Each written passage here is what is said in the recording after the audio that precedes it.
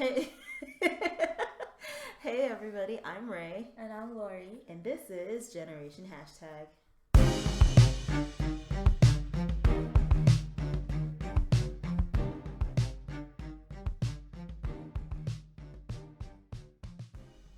So we're gonna kick off this week's podcast with our news and politics section. Because there's been a lot of it. Cannot escape politics this year because Trump is determined to push it down our throats. So is there anything you want to start off with?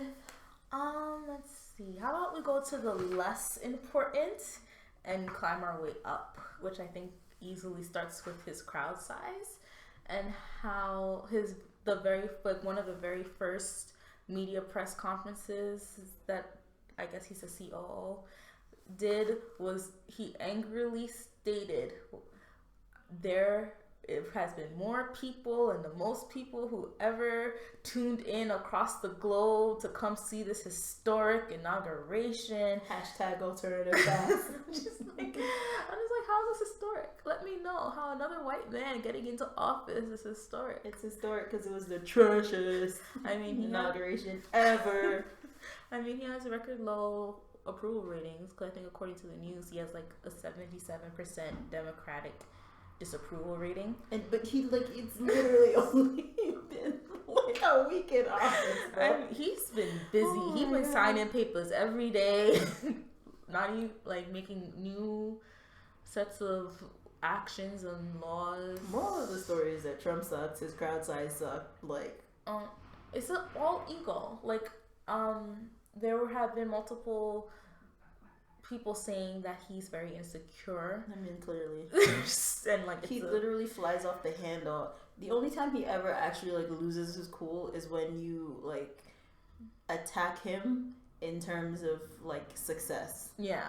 He always loses his mind. Literally, if you go on Twitter and some famous person that he knows that people will listen to says, "You know who sucks? Trump."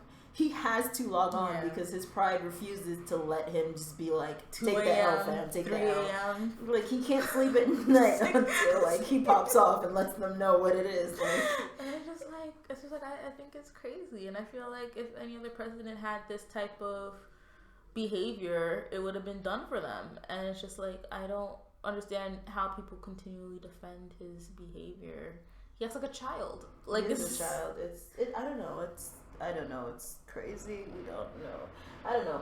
But so, on the same subject of Trump, this whole Free Melania hashtag is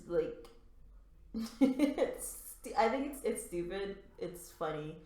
But I also I don't know. I've been seeing a lot of people that's they have problems with it. But okay, I read a lot of things that people have problems with it, and it's true. Yeah. If you really look into it, she backs him up on everything he says. When he got in trouble for the recording that came out, she was like, yeah, but boys will be boys, and I have my 10-year-old boy and my husband who also acts like a boy. Yeah. And I'm just if I have my all my children here with me. I was like, girl, if I had she had four stepchildren or so, and then the 10-year-old, I don't need no big boy to take care of too. You have all these children, what you need to be a boy for? Right? I don't know. There's the people a lot of people have been criticizing because everybody's oh my god, she looks like she's in so much pain because this one clip I think of her at the inauguration where he looks at her and she puts on a fake smile and then he turns around and the smile drops instantly. But even when he leaves her at the car and just walks briskly up the stairs to say hello to the Obamas. Whoever expects a boy to hold your hand and walk you up the stairs. But how Obama hold her hand? Because men versus boys. I know, but I'm just saying how you let someone else help your wife up the stairs. How you let someone else let your wife into a house. How you walk in front of your, I don't know. I feel if my boyfriend just let me go, let me stay there. First off, he's done. If my boyfriend played me in front of 300 million Americans. Because the thing is that even if I'm holding groceries and I'm walking slow and someone's walking ahead of me, I will stop until you realize that I stopped and be you're walking fast and you need to slow down. So yo, that would have been a fight right there. But like a lot of people have been criticizing it mostly because it's sort of like because they're making comparisons and they're like, if Melania doesn't smile, she looks like a victim and we all gotta save her. Mm-hmm. But if Michelle Obama was ever caught not smiling, it was like, oh my god, she's angry. What is she angry she's about? An angry black woman. And they're quick to throw that stereotype on her. And I'm like, Melania is very outspoken for her man. Mm-hmm. Like, and I mean, I get it. It's a political campaign and she can't really be out here like, I don't agree with what But I feel like, because she's been with him from before he started running, because she supported his birth her movement with Obama about him needing to release the birth certificate, and how it's not really a birth certificate because it was in Hawaii and they call it something else or something or the other. So she has supported his nonsense way before he entered political practice. In my opinion, Melania is just a hot ass mess. Well, she ain't trying to mess up that money either, right? So. That's why I'm like, when your sugar daddy says like, say what I just said, you're like, all right, because I'm not gonna mess up my weekly checks. Not for any of these people I don't care about. You don't like, know there's life. all these great memes though. That's like No, the memes are wonderful. They're like when you just wanted to be like when you just wanted tuition money, but now you're the first woman. You're the first lady of the United States. Oh she really didn't sign up for this. Oh my god. She didn't. I feel like she barely signed up for the kid. So. Yeah. He was like, okay, I'll chip in an extra $2 million. She's like, okay, all right, fine. But only one. And then she's like, I really am not okay with being first lady. And he's like, I'm gonna chip in another $5 million if you stay at least until my presidency's over. Oh my god. I wonder what his his ex-wives must be thinking. I feel like they all have like, what are those defamation lawsuits? Yes, against him.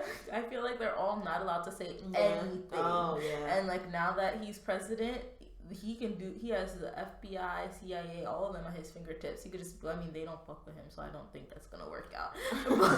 I mean, I really think that like I really think that if I was, first of all, like the first wife, she must be somewhere just sighing relief, like, "Oh, I dodged a bullet."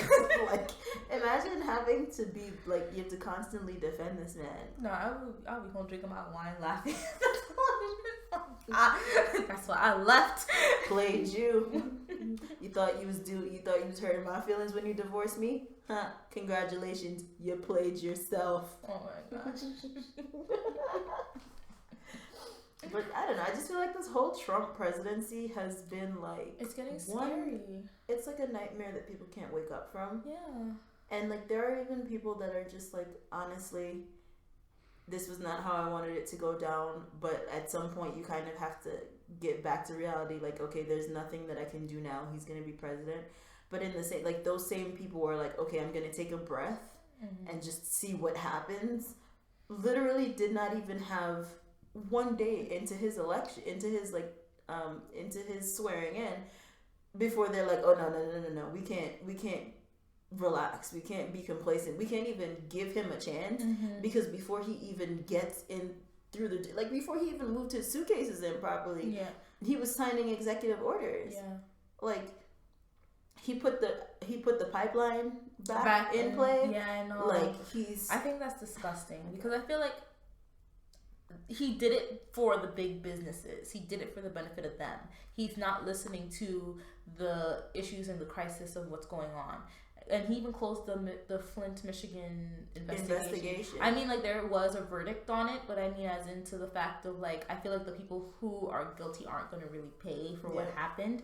It's kind of just like, okay, it was your fault. You didn't really look into it. And that's it. It's not going to be, well, this is a fine you have to pay, you should be removed from office. I'm not sure if any of that's going to go into place now that he closed all the investigations down. And then, oh my gosh, the Native Americans that are there protesting, a lot of them were like hurt during the protests in December and November. So I don't know what's going to happen to them, what's going to happen next with that. And I feel like the Women's March was just the beginning of a lot more to happen.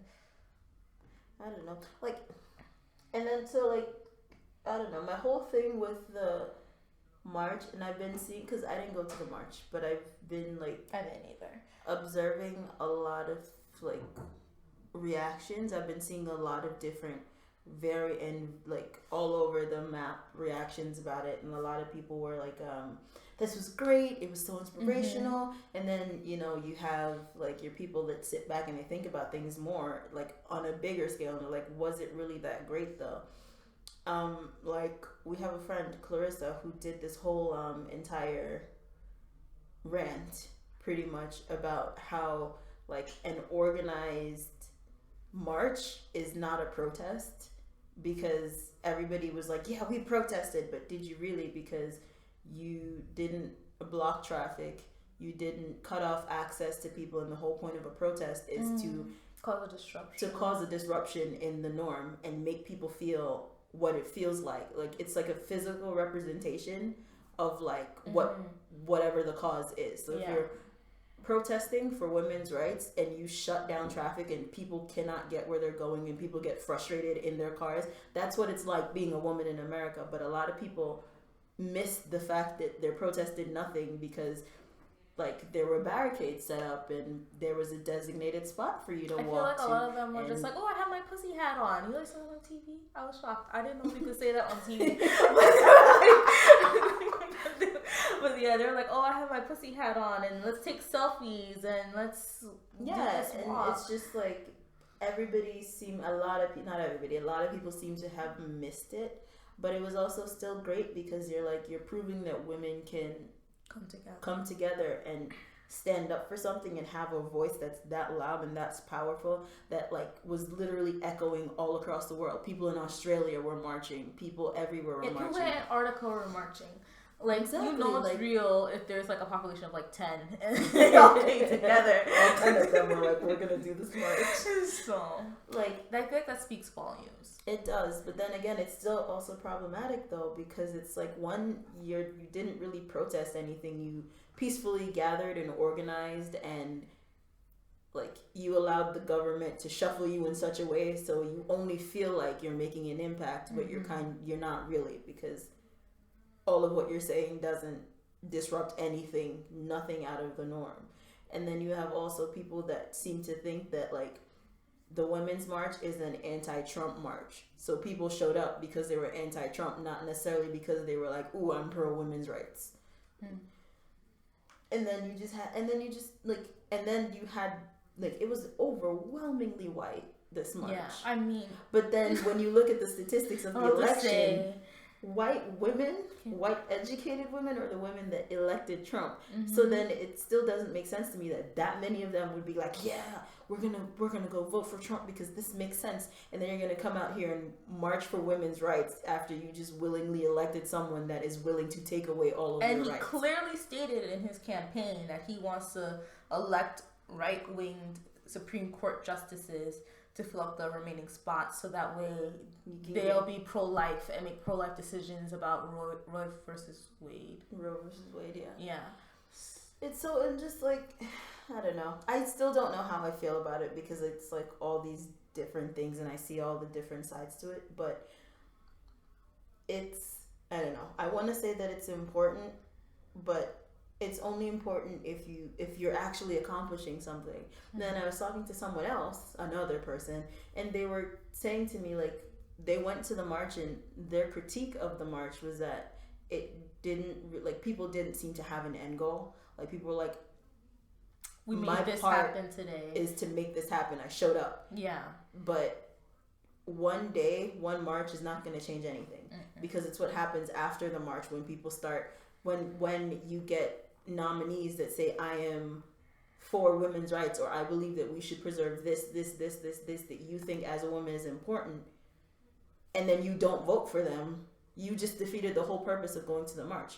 Like, there seems to be no plan on how to go about affecting change at all, for the most part. All these people that showed up, they just showed up because they're like, this is something to do, not because like I'm gonna actually change something. Yeah, like a lot of people don't even understand, like, get the origins of the march. Like, a lot of them are just like, oh yeah, no, like, it's for women's rights, and like, it's not about Hillary, but like, it started because of Hillary. So it's just like, I just feel like people really miss the point, and then they're not really thinking about all women. Like apparently, like people were thinking about, like saying, think about the trans women that were there, and how they aren't particularly included when certain women say women's rights. They don't include the rights of trans women, and I feel like if you're gonna think and work for that, you should be encompassing. And even if you are personally against it, you should still, I don't know, I feel like at the same, you should be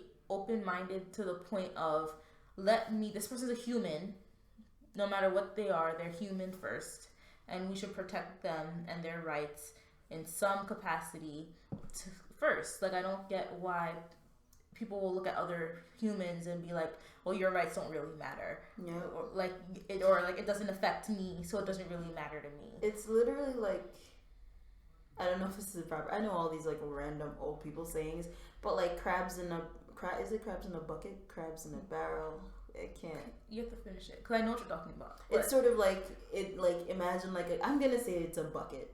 Maybe it's a barrel. I don't know. Like crabs in a container that cannot can't see. None of them can get out because they keep pulling each other down. Yes. It's the same thing with all these different groups that are like, we need rights and we need rights and we need rights as well. And brown people need rights and black people need rights and Latinos need rights.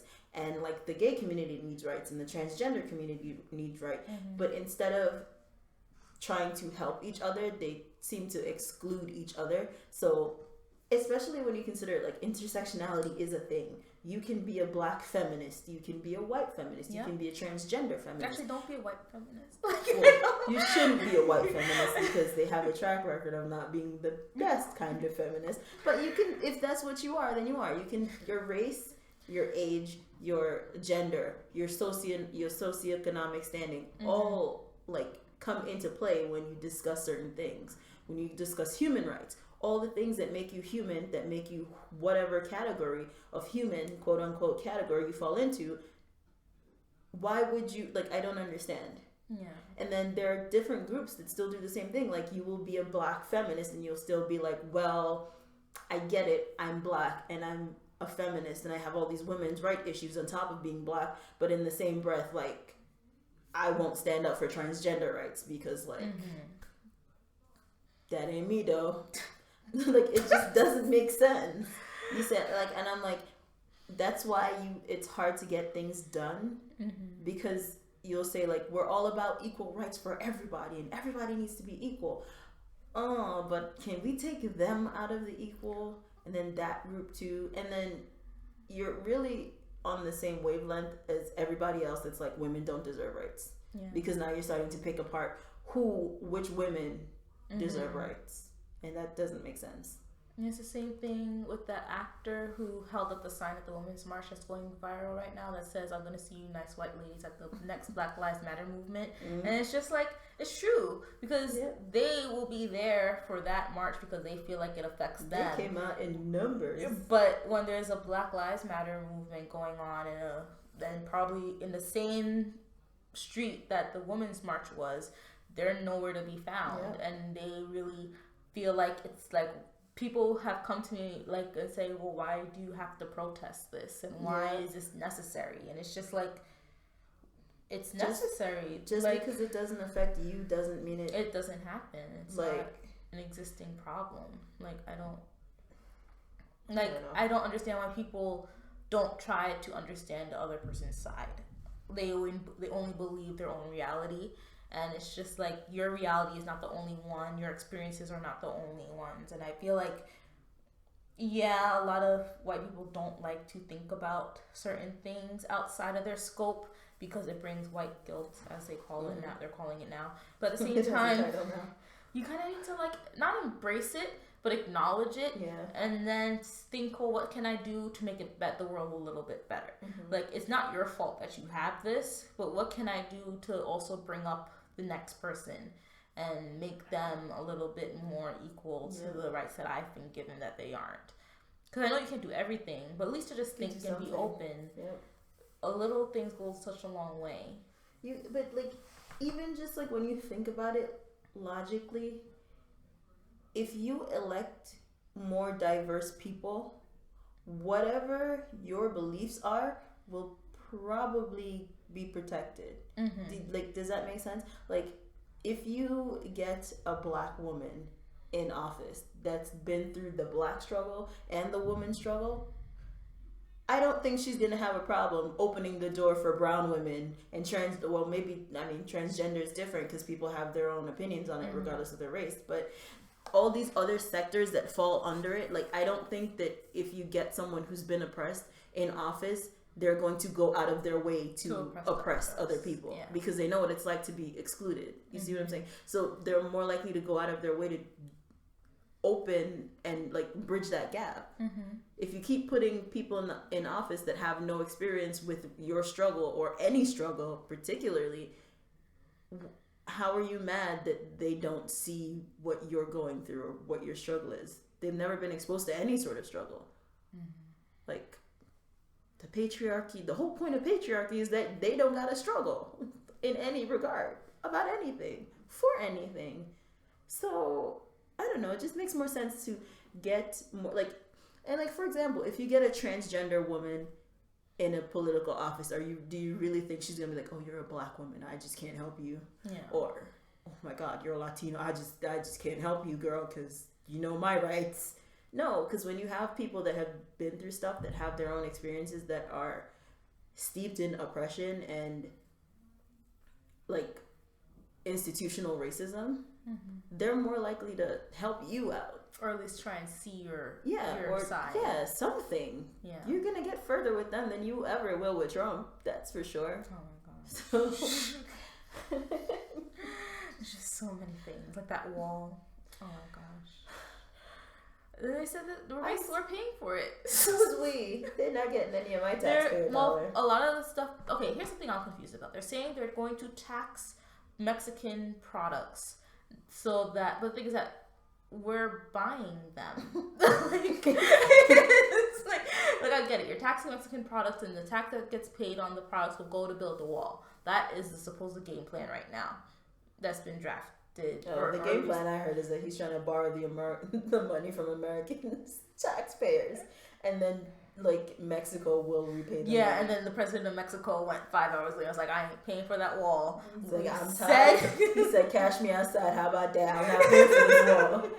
No, he canceled his meeting with Trump. Yeah. He was supposed to have a meeting with Trump sometime this week, and he canceled it after he said that again. So he's like 2 seconds from dragging this man. They don't want him to meet with him. I mean, what's his name is in Brooklyn? The drug dealer. El Chapo's in Brooklyn. Yes, El Chapo. He is. Stop. I am very close to downtown Brooklyn. I don't need this stress in my life. Like right before Trump had his ceremony, I'll put it that way. The Mexican government. Right before Trump went to pre-K. The Mexican government brought El Chapo to go arraigned. Arraigned in Brooklyn. Like Why do they do that was happening the same time as the ceremony. So basically, they were saying, but basically, Mexico was like, I got something for that ass. No, the news was okay. I think it's gonna bite him in his ass later. But the news. No, Trump. But like the news was saying how it's supposed to be like a nod to President Obama for doing so much work with to find El Chapo and like helping them find El Chapo. That it was supposed to be like, oh, we thank you, President Obama, so much for all his service that he's done with Mexico. So here is El Chapo, like to sentence him and to take and deal with him.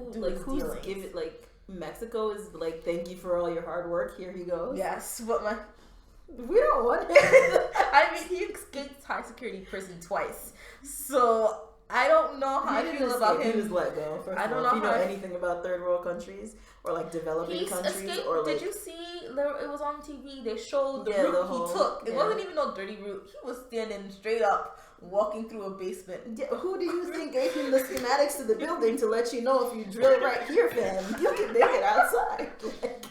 So you don't understand. Listen, in the Caribbean, in Central America, where things are very shady, you can get away with it. Vibes Cartel was recording music in prison when he just got arrested for murder charges. Murder of like 5 people. It was for murder? Yes, it was for murder. Oh my god. I'm here dancing to his music. He was recording while he was this is the shenanigans I'm telling you. So yeah, I feel like El Chapo gonna escape, and it's gonna everyone's gonna be like, well, Trump, you in office, what you gonna do about what it? you gonna do? I feel like them sending El Chapo to New York was like, you know, when you playing draw four and you keep when you playing Uno and you keep losing, and all of a sudden you just whip out your draw four like, haha, what you finna do now? Mexico's like, we tired of him. That's not our problem anymore. You figure out what to do with him since you so big and bad. Oh my god. So I'm just like, you want to get rid of all these immigrants, but we have El Chapo here? Like, sure. But anyways, yeah. So they're taxing Corona, they're taxing Patron, and whatever else. So they're taxing like, oh no, I don't like, okay, so. But my thing is like, why won't they're taxing margaritas too? I don't know. Still gotta go get my lime margaritas tonight. But when do these taxes go? I don't think thought juice is part of that. Lime margarita, margarita, strawberry. Oh my god. Raspberries. I don't think that's part of that. Oh my god. Hi guys, so we're just taking a break from our regularly scheduled programming to let you know a little bit more about us, who we are, and what we intend to do with our podcast. So we are Generation Hashtag. We are a bi-monthly podcast hosted by Ray and Laurie, myself being Ray. I would say she's pretty great. A millennial duo speaking on a wide variety of topics, including politics, music, and ratchet shenanigans. So if you have any more questions for us, or if you want to just find out some more about us or follow us to keep up to date, you can find us on pretty much all the socials at AskGenHashtag. That's Twitter, Instagram, Facebook, the works. And if you want to shoot us an email, AskGenerationHashtag@gmail.com. Now, back to the show.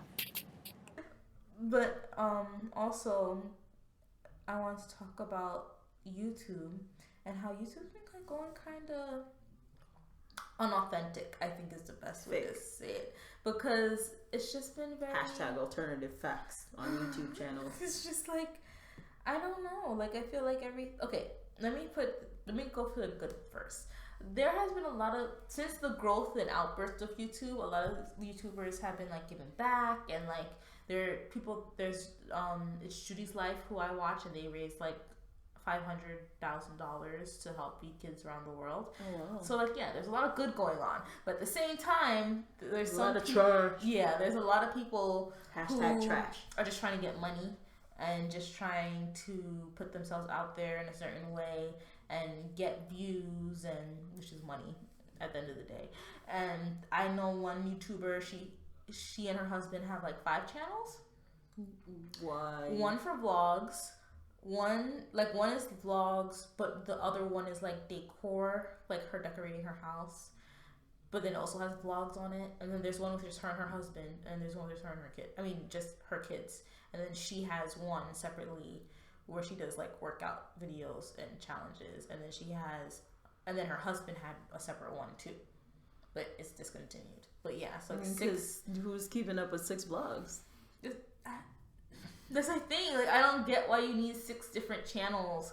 And I've been through some of them, like, just because they pop up on my recommended after I unsubscribed. Like, they still kind of come up ever so often. And it's all the same thing. Like, I don't really see the difference. She's like, we gonna make this YouTube money 6 different ways. I mean, she bought a house, so... Even the kids have to pull their weight. It's crazy. But, like, at the same time, I was like, y'all don't need to be doing all this anymore. I agree with you, though, because, like, I remember when I just, like, got on YouTube, watching YouTube. This was, like... I want to say like early 2009. That was like a while back. But YouTube was like there was a point where I stopped watching TV because I would just watch YouTube. And YouTube had so much content. They had like if you were into comedy, they had comedy. If you were into workouts, they were workout people. Food. And I still work out with YouTube. And then there was like a period where people started switching from like content like scripted stuff to like vlogs, and you were like, I'm still writing with it because I like people were doing them both, simultaneously. People were like, hey, here's my like stuff that I did to entertain you guys, and then here's my regular everyday life. And usually how your vlog grows is because people like your main channel because they like you as a person. YouTube now is just this like, I feel like in the beginning when people were figuring out how to win I guess, with YouTube. It was a lot more authentic because people were you were growing with people. Yeah. And you were there with the struggle when people had that one tripod and the terrible lighting. Or they recorded off of the MacBook Pro. Yeah, like, and then now, like, it seems like people on YouTube now to make money. Nobody's here because they're like, I actually want to give you good content, and like, I'm not because I want to connect with you. Like that girl that has 6 channels, who is doing that? And I bet you any amount of money if you go back and you look through her, when you start dividing up the channels and you start looking through them, the subscriber numbers are low. Yeah, the video count, the video, like people that watch the video, very low, because nobody's gonna subscribe to 6 of your channels. I don't care how great you are. It's just like, I don't really, like, okay, I like to watch vlogs. Like, but the thing at the same time is that now a lot of them are doing clickbait vlogs where like they'll be like I caught her pregnant, or I caught her cheating. Oh my gosh, there was one that was are we pregnant, and she was holding up a birth test or whatever, pregnancy test. And then it wasn't until the last minute of that 17-minute vlog that she took the pregnancy test, and it was not pregnant. Hashtag waste her time. I mean, no, I looked through the comments because I wasn't about to watch a 17-minute video for that. But at the same time, people were like mad at that, and I'm like, well, that's honestly why I unsubscribed from her particular channel. It's because all of her videos were becoming clickbait, and it's like, after a while, like, it starts to feel ingenuine. It starts to feel like you're trying to trick me to come watch your video. Like, people used to make money off YouTube in the beginning because people connected with whoever the person was. You know what I mean? Like, I subscribed to a lot of people because I liked them I liked their personality, and I felt like these were like real people. I don't understand why your first ever video, like, I remember people, like, their very first videos on YouTube, it looked like a struggle. I don't understand why it's your first video on YouTube and you are in a full-on beat face. You, like, have a boom light. You have like, you have, like, all of these things. It's just, it seems very fake now. Yeah. And it seems like people don't, like, even back in the day when people used to use YouTube as a means to get to somewhere, like, people on YouTube like Issa Rae and Dormtainment that used YouTube as a platform to get to TV. Yeah. You still felt like they were giving you things that they wanted to give you because they were trying to do their best. Yeah. You see what I'm saying? Like, people now are like, well, if I get enough views, people will see me and they'll put me on TV, but I don't really care about making people like me. Like, people aren't considering the fact that people have to like you and connect with you and care about what you're trying to give them. Yeah, for that to translate into views that are gonna get you a show. Yeah, I recently cleared out my subscriber box. Like, I went through it and I was like, I have 20 people and I watched like 5 of them. So I really went through everyone and I was like, I watch your video probably once a month. Like, you don't need to be filling up my subscriber box and I can't find my regular show. So it's just like, and then the recommended box is filling up with nonsense that I don't even, like, it's not even close to the stuff I usually watch because a porn star popped up. What? Her name is Lena the Plug, and she has a private Snapchat. You can pay for you can have private Snapchat and people pay. Maybe that's how I should pay for information. And people pay to, like, watch your snaps, basically. And, what happened? Oh, she said that if she gets 1 million subscribers, she will make a sex tape and release it publicly of her and her boyfriend. And it's just like, are you, like, okay, she claims she did it, like, oh, we always do it anyway, so, like, why not? But at the same time, it's like, oh, then why is it you're bringing this to YouTube, and why is it that you need 1 million subscribers to do it, and why? Like, because she's trying to make her money. I know from, like, I follow Dormtainment still. They're sort of fallen off for me, but I'm still, like, I'm still team Dormtainment. Aren't they on Comedy Central now? They do a web series for Comedy Central. Yeah. I think they're gonna announce soon that they're getting a show, or at least a pilot for a show, because they're being very hush-hush. And they're scaling back how much they're putting out because they have to focus on all these big projects. And I'm like, that's the only thing they really wanted for 2017, so I think that's what's happening. But from them, because they talk a lot about, like, their YouTube journey, because they hit, like, I mean, I guess now compared to where they are, it was nothing, but they hit like 500,000 subscribers. Yeah, just and now? Like, no. Oh. In the, like, somewhere, like, maybe like 2011, and then their YouTube got shut down. What? Yeah. Why? And they lost all of their video. And so they had to build everything from scratch in 2011. And so they talk about, I've been listening to them, and they talk a lot about how, like, the stuff they went through, because they have their own podcast as well. And what they say is, like, when you hit certain numbers, YouTube, you get, like, a plaque. Yeah, you do. And so, and I'm assuming you get, like the better your videos do, I think, like, the better, obviously the more money you make, but I might have something to do with, like, the kind of ads that you get given. Yeah, money is ads, likes, views. Because I'm saying, like, and, like, traffic. Because I'm like, if you have a lot of traffic coming to your page specifically, they can put the videos of the people that are willing to pay bank for a YouTube ad. You see what I'm saying? That's more money for you. So I don't know how it works, but, like, there are a lot, I have a lot of people that I used to watch, like, religiously, that used to do a main channel, and then they did a vlog channel, and I was like, I'm down, because I like you. Yeah. But then I have one girl that I'm subscribed to that I have not seen her vlog in literally at least 2 years, that does 30-minute vlogs. I can't. 4 times a week. I can't. I'm sorry. I don't know if anyone knows, but Zoala, she has like 10 million subscribers or something right now, and her every vlog, I used to really like her. And it's not that I don't like her anymore, but all your vlogs are 30 to 40 minutes. I cannot sit there for 30 to 40 minutes. And it's not even like one time a week. It's like 2 to 3 times / every day, because she did Vlogmas, and Vlogmas there was no video under 20 minutes for Vlogmas, and I was like, I can't. I'm sorry. I stopped watching her after that, because just like, I don't have that much time. Like, my life does not revolve around you. How do you have that much time to record it? I mean, like, the only time I watch videos like that is when I'm getting dressed and there's nothing on TV. But, like, I'm not watching your video. You're in my background. You're, like, my background noise. And you're not even doing anything of that much substance that I need to see you sitting in the car for 10 minutes. Just ranting about nothing. Yeah. And your beef with people that I don't know about. Like, honestly, the only 30-minute vlog I watch are babies. Like, they're cute. They make all the cute faces and say cute things, and it's funny, but I don't need to see a grown adult's face for 30 minutes.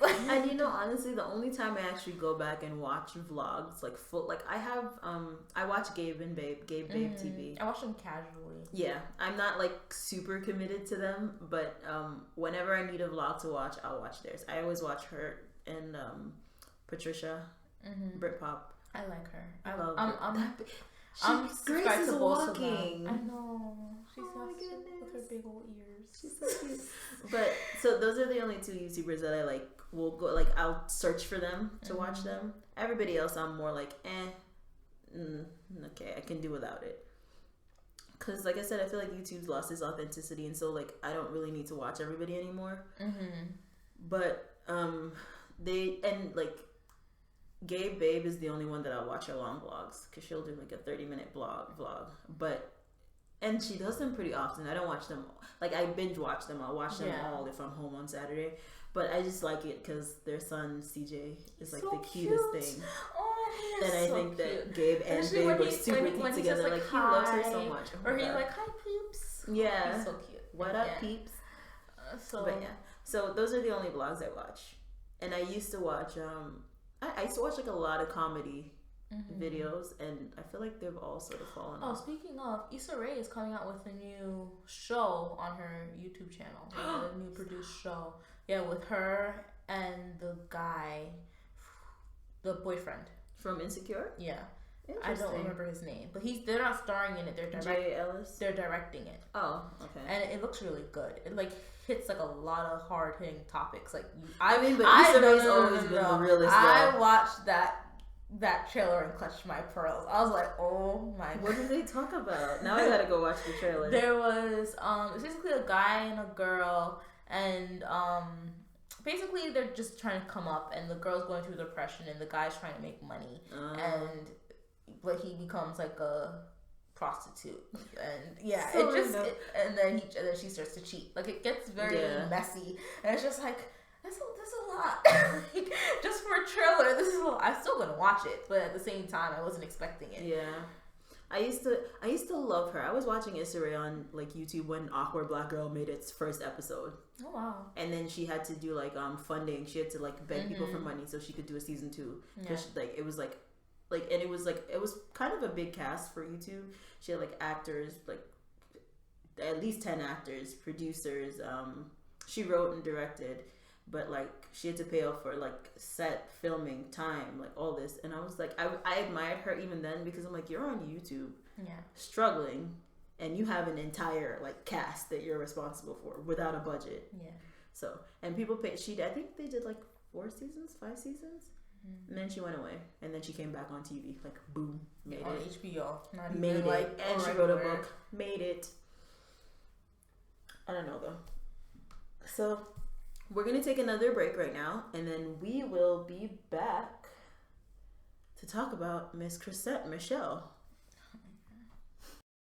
Hi guys. We're taking another break just to get our bearings together.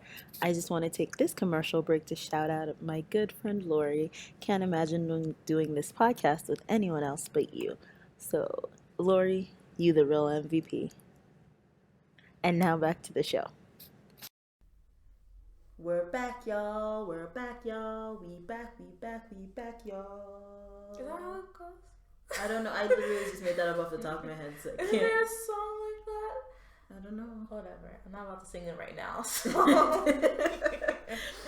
But yes, so we are here to talk about the one Miss Chrisette #trash Michele. First of all, and her alternative facts. I am so upset when I heard this because, well, first of all, if for those of you who missed out, she performed at the inauguration ball at Lincoln Memorial. I was so upset about this because she went to my church. Oh. So just like, so like everyone was rooting for her. Oh. And like was so happy when she got her first record deal. And now all of a sudden they're like, we don't know no Chriselle. I mean, I don't know. It's Donnie McClurkin. I don't know how much of a. I don't know. You went to Donnie McClurkin's church? Yeah. So sidebar. That's a different conversation you have. So I don't know how much of a like pro-black person he is. I know he has a lot of other issues going on, but at the same time, it's just like where is like, Donnie McClurkin's church? I'm sorry, I didn't even know he lived in New York. In Long Island. Oh, like 20 minutes away from here. That is so random. Well, 20 minutes away from my house. Okay, so. That's so random. Never mind. We'll have that conversation later. So, yeah, for those of you that don't know, Chrisette Michele, she performed at the inauguration of one Mr. Donald. I don't want to call him President Trump. He's just going to be Mr. Donald. That out my mouth, so. So, pretty much, like, people, like, if you were on Twitter and you look up the hashtag Chrisette is canceled, Black Twitter dragged her. Like to hell and back by her ponytail. I feel like her family dragged her. Her family dragged her because they disowned her for deciding to perform at the inauguration. Now, why everybody was upset was because she didn't sit she accepted the job. I think on like Monday in secret and said nothing to no one until like Thursday night when there was a press release. No, there was a press release. Oh, it's because there was gonna. Oh, okay, I didn't even see. And so everybody was upset because they were like, well, how could you do this? And she like came up with this like elaborate story about how she's doing this for the Black community and she's here to support her people and she's going to make a statement and like all these things. And she started quoting Malcolm X and Martin Luther King Jr. and just a whole bunch of stuff instead of just saying, girl, I need that money. And so, I mean, obviously people could see through it and people were upset about it. And then, so she performed at the inauguration and she got played. Because he didn't even, Trump didn't even shake her hand. She didn't even meet him, first of all. Everybody was speculating that she was making somewhere between like $250,000 and like $750,000. And apparently I heard yesterday that she made like $25,000, if that much. Like they have a budget. $25,000 is my tuition, girl. You gotta reevaluate your priorities. I heard they had a budget of like $200 million. Yeah. They played that little flute player. I refuse to believe I honestly refuse to believe that she got less than $100,000 because there's literally no way. That just shows you Her family disowned desperate her she for was. $25,000. Really? That's the price, I guess. Like, when you say write me a check, I guess that's what it was. And then so like she tried, I think after people started like dragging her, she was like, okay, well I guess like I really got to go through with this woke story that I made up. So she wore like, she said she wore like a Basquiat skirt with like that like depicted First off, I looked at it. It's very abstract. You don't even know what the skirt is saying. You have to stare at it to get like you have to stare at it because I looked up pictures of the skirt. Yeah, there are no real pictures of the skirt. Like no one focused on it in any piece that wrote about her. So I'm looking at it. But even just looking at it regularly, I'm sorry, you're like, this might sound really offensive, but it looks like the Sasquatch is on her shirt just saying hi. Like, it's not like, oh, this is like a really like depictive, descriptive, like even if it's abstract, you should still be able to get some type of message from the skirt. And then they said she did like a spoken word about. Oh my gosh! look up that spoken word. I did not, and I refused to because why would I do that? I know. She said God is her goon. I feel like if you need a good laugh, look up that. But yeah, so I don't know. It was not great. She did not do great. She didn't get paid well. He didn't acknowledge her at all. She sacrificed a lot. She was like, she's getting so much out of this, and she's gonna be more of an activist, and she's meeting with all these politicians, and she's gonna talk about like changing the community, yada yada. And I'm like, girl, you are a little black girl that ain't nobody heard of. Being real, if you're not like in the black community, you don't know who Chrisette Michelle is. True. So how are you gonna, like, if you were Beyonce and you went to Trump's inauguration, people would listen to what you had to say at Trump's inauguration. No, I'm saying people would listen because she's saying the whole reason why she went was so that she could be outspoken and let them see her face to face and let them know that this is what America looks like. No one. They don't care who you are. No one there cares who you are. Nobody covering the story outside of the black universe cares. Yeah, no one mentioned her. Nobody knows who she is. So that's not the place for that. You only go to that sort of big platform to make a statement when you are a big name that people will care about what you're saying. Because otherwise, you're just that one random girl that I don't know how they found you. Go to that casino you about to perform at, boo, and do your speeches there. But yes, I think that's it for today. We're gonna do our weekly recommendation. Do you have anything? Well, I don't really have anything specific. It's more like just fine. I think it's so cute how you say Pacific. I am literate and I am intelligent. I'm a smart black woman. I say S words weird, okay. What's it called? But I was just gonna say that like in this Trump atmosphere to just find something healthy. Because I spent the weekend in a psych ward to do observations. They didn't commit her, guys. Yeah, observations. She gonna be a nurse, guys. So I was saying, like, people try to escape their feelings in very unhealthy ways. And seeing that firsthand, I feel like in this environment where a lot of people are having anxiety and issues, to find a healthy way to give yourself a mental break. Whether it's yoga, whether it's exercise, whether it's eating. And I know eating's not healthy, but eat a big bowl of fruit. Or eat a bar. That's not as fun, Minnie. Stop. I have 2 scoops of ice cream a week. I mean, if I buy a tub, I'm eating the tub in a day. So, I'm just saying, like, do something good for your head. Whether it's writing, drawing. I've seen people express themselves through drawing beautifully, and it's not even something that's, like, Picasso worth. But it is just to see your thoughts in drawing or even poetry. I used to write poetry is so beautiful that like things like that you might think are very simple, but it'll really pull yourself out of your head. Or even singing. I can sing. I want to say decent. I can get a B. And just trying to learn new notes and ways to play with my voice does a lot for me and my joy. So I'm just like, just find things in your day that could be very simple to keep yourself out of dark places. I like that. So my recommendation is actually, I guess I consider it self-care. and it's cry. Aww. Don't be afraid to cry. Like, if you're having a tough day, don't feel like you need to be like the toughest person in the room or have your back more than anyone else. Like, it's okay to let go and cry. Obviously, don't do it at work in front of your boss and like sob hysterically. But when you're home, and if you ever feel overwhelmed, like you want to cry, crying is a form of release for your body. Mm-hmm. And if you don't release what you're feeling, you could very well end up in a psych ward because you held everything in. Mm-hmm. I have an aunt that got committed like years ago because she literally, like, she had a nervous breakdown because she was going through so much and she never expressed it. She never cried. She never tried to handle it or get help. And so she had a mental breakdown. I think that's a really beautiful. So cry. I cried today. I saw You it need today. a hug? Locked. No, I do. I don't, because I felt better when I cried. I We'll locked cuddle myself later. in the bathroom and No, I cried, no. and I was like, no. And We'll cuddle. once I did, I felt so much better because I felt like, all right, you got it off your chest. Wipe your eyes and get out there and kick some ass, because that's what you came here to do. So, Yeah, especially if you're a man, don't be afraid to cry. It's okay to express your feelings. now don't cry at the movies when we watching a rom-com. But Like La La Land. that movie is so trash. Don't get me started on La La Land. 14 I'm nominations. about to say, we ain't got time for that. 14 nominations. But yes, so my recommendation is to have a good cry.